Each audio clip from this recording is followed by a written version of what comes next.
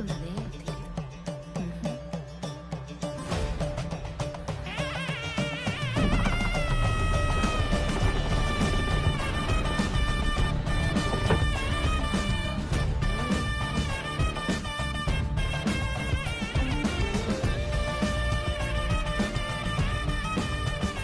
మొత్తం 300 తులాలు నా కొడుకులకే ఇల్లు పొలం ఇచ్చి పోయినట్టు 10 ఏళ్ల వయస్సు కొడుకుతో నా కూతురు ఒంటరిగా ఎవ్వరి సహాయం కోసం చూడకుండా నేను తన కోసం సంపాదించి పెట్టింది ఇది.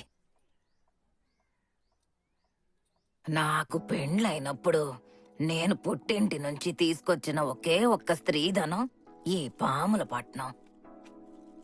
ఏది ఉత్తి ఆట కాదు. ఒక ఆడది ఎట్టా బతికి బట్ట కట్టాలో నేర్చుకోవాల్సిన రహస్యం.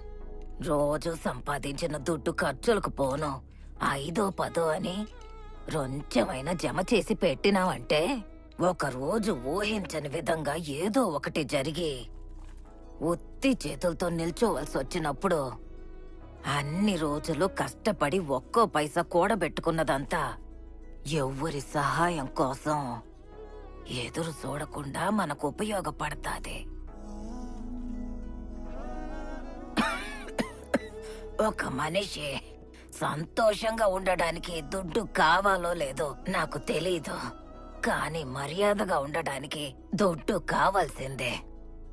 జీవితంలో బతకడానికి ఎవరైనా దుడ్డు అవసరం లేదు అని చెప్పినారంటే వాళ్ళకి దుడ్డు సమస్య లేకుండా బతుకుతున్నారు కాబట్టి అట్ట చెప్తున్నారని అర్థం.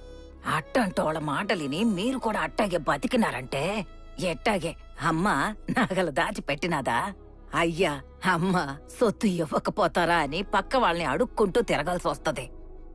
చేసే పనిలో ముందు ఆడదానికి ఎప్పుడైనా స్వతంత్రం కావాలి. అట్ట అది మట్టుకు ఉండాదంటే మిగతా స్వేచ్ఛ ఆళ్ళు ఇళ్ళు ఏందే మీకిచ్చేదే.